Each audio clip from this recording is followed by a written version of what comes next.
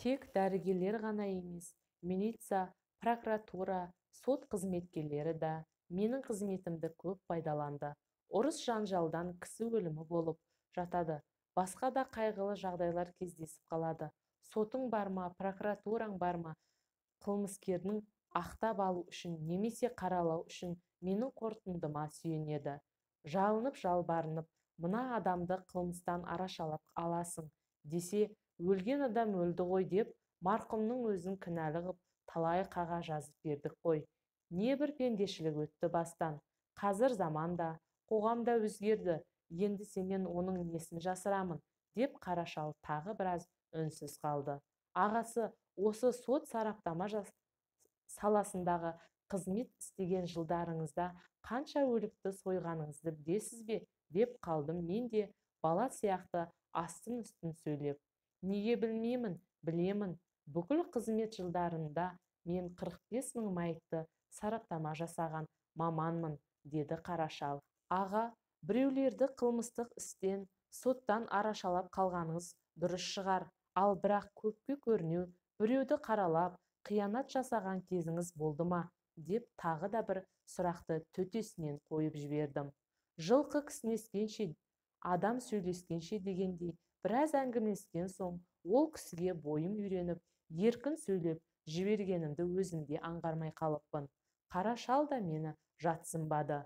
Мені қартайғанда осындай күйге түсіріп, жанымды жылдар бойы жегідей жеп келе жатқанда, осы жазықсыз жанның көз жасы емес пе? Деді ол ауыр күрсініп. Енді ғана ел қатарына қосылам ба деп, болашаққа деген зор үмітпен қарап, жас ағаштай жайқалып өсіп келе жатқан жас жігіттің болашағына балта шауып жібергенім үшін өмір бойы өкініп келемін. Ол кезде мен де жаспын, жас маманмын, тасым өрге домалап тұрған кез.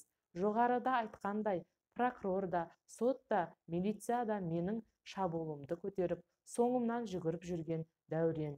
Бір күні сараптамаға бір бойжеткен қыздың мәйіті түсті. Аудан прокуроры маған өзі келді. Жақа, деді прокурор, бұл өлген қыздың бір жігіт зорлаған көрінеді. Әрі бұл қыз райкомның бірінші хатшысы пәленшенің жақын туысы екен. Сол кісі маған тапсырды, әлгі жігітті түрмеде шіріту керек деп. Сараптама қорытындысын осыған лайықты жасап берсеңіз. Қызметіміз бір-бірімізбен тығыз байланыстағы кісілер болған соң, ойланбастан жарайды дедім. Мәйітті аштым, барлық ішкі ағзаларын мұқият зерттеп, қыздың қояншық аурумен ауыратынын анықтадым. Қызға ешқандай зорлық жасалмағаны, алайда жігітімен жақындасқанда талмасы ұстап өліп кеткені белгілі болды. Байғұс жігіт қыздың ауруы екенін білмеген-ау сірә. Кейін сот процесі кезінде жігіттің ата-анасы, екі жас көптен бері сыйласып, сырласып, үйленуге келісіп жүргенін, оның қыздың ата-анасы да жақсы білетінін, бірақ олар қарсы болып отырғанын айтып, зар жылады. Ал соттың төрағасы менің сараптамамның қорытындысы бойынша жас жігітті қызды зорлап өлтірді деп ұзақ мерзімге соттап жіберді. Егер мен сараптамада қызға ешқандай зорлық жасалмағанын, оның қояншық аурумен ауырғанын жазып жібергенімде, жас жігіт жазадан құтылатын еді.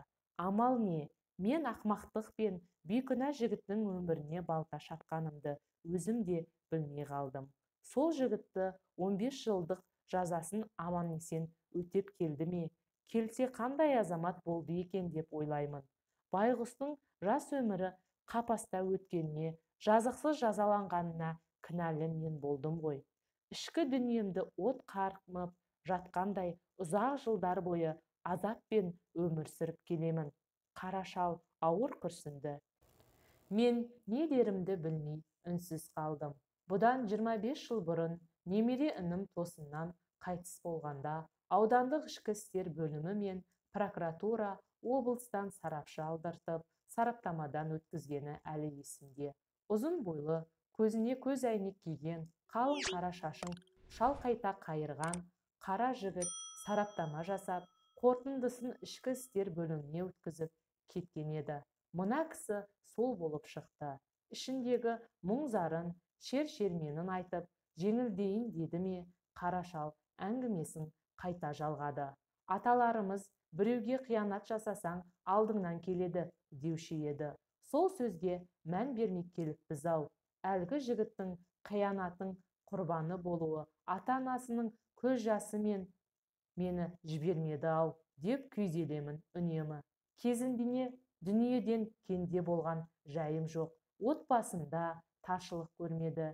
Зіңгірлетіп үй салдым, балаларымның бәрін оқыттым, үйлі жайлы еттім. Ал енді қартайған шағымда кемпірім өліп қалды. Бір балам жынданып кетті. Тағы бір балам нашақор болып, үй жайды есірткіге айырбастап жіберді. Баспанасыз қалдым. Бұл маған жазықсыз кісіге жасаған қиянатым үшін Алланың жіберген зауалы ма, кім білсін. Барар жерім, басар тауым жоқ. Кісіге қылған қиянат қайта өзімді табады деген осы болар, деп шал көзіне жас алды.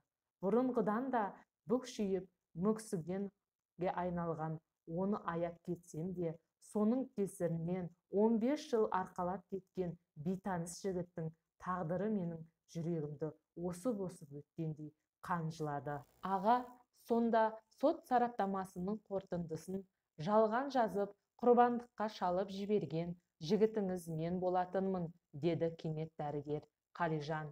Қара шал да мен де оған жалт қарадық. Әдеміше аққұба жүзі шүберектей бозарып, құп-қу болып кетіпті. Басалқалы парасатты азамат емес пе? Ашуын тез іркіп, бойын әп-сәтте билеп ала қойды. Ол әңгімені бұрын тіс жарып ешкімге айтпап едім.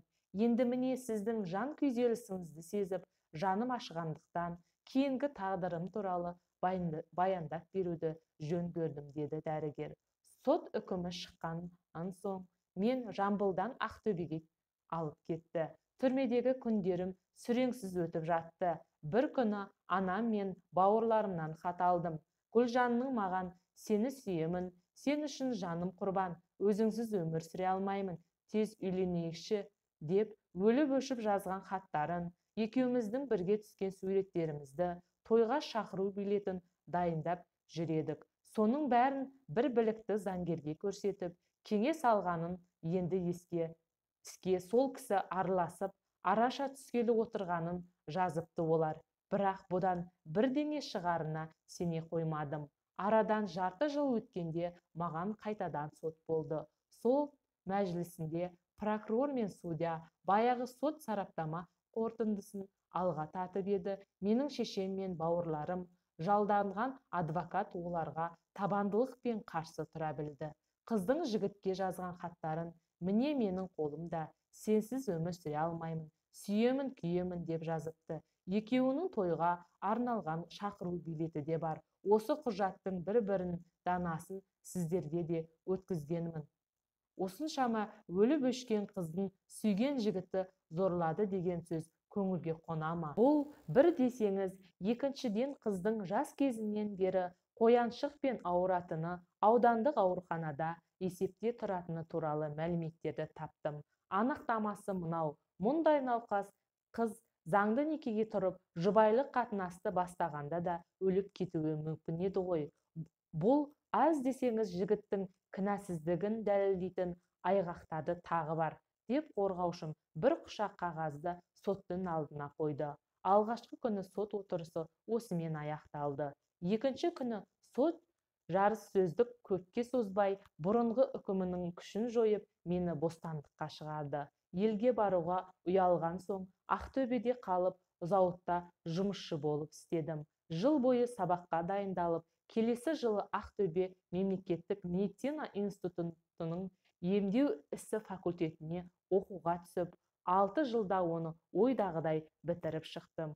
Ұзақ уақыт Ақтөбеде, Атырауда, қалалық және облыстық ауруханаларда қызмет істеп, 30 жылдан соң ел жаққа оралған бетім осы. Келіншегім де дәрігер, 3 баламыз бар, деп менің емдеуші дәрігерім Қалижан қара шалға қарады. Ойпырмай, інім, бар екенсің ғой, тірі екенсің ғой, жақсы азамат болыпсың, кешір мені, бейбақты, деп қара шал дәрігердің алдына шүйкелеп отыра кетті. Ақсақал, тұрыңыз, мен сізді баяғыдай-ақ кешіргемін. Қыздың аяғын ақ дегені алғыс, қара дегені қарғыс болып тұрған ауданның бірінші басшысы еді ғой. Істің бәрі соның екпінімен өрбігенін де білемін. Аққа қара жұқпайды дегендей, ақ адам қанша күйе жақса да бәрібір ақ күйінде қалатыны көзім жетті деп, дәрігер қара шалды орнынан тұрғызып, орындыққа жайғастырды. 30 жыл бойы жан азабын тартып келген мен, бейбақ, бір жеңілдеп қалдым ғой шырағым деп кемсеңдеп қара шал. Енді дәл қазір өліп кетсем де арманым жоқ. Ақсақал, сіз өлгенде біздің жеріміз кеңейеді дейсіз бе? Талқаныңыз таусылғанша өлмеңіз. Мен облыстық денсаулық сақтау басқармасына айтып, сізді қаладағы қарттар үйіне орналастырып қоямын, деді дәрігер. Қара шалға қамқорлық танытып, мен дәрігер Қалижанның адамгершілігіне қайран қалдым. Тіпті оған деген ықыласым да арта түсті. Қара шал үстінен ауыр жүк түскендей құнжыңдап өз бөлмесіне бара жатты. Жүрегі кең адал ниетті дәрігердің қолы да шипалы екен. Сол жолғы емінен кейін бүйректерім қайта ауырған емес. Мына оқиғада көкейімде мәңгі тұрып қалды.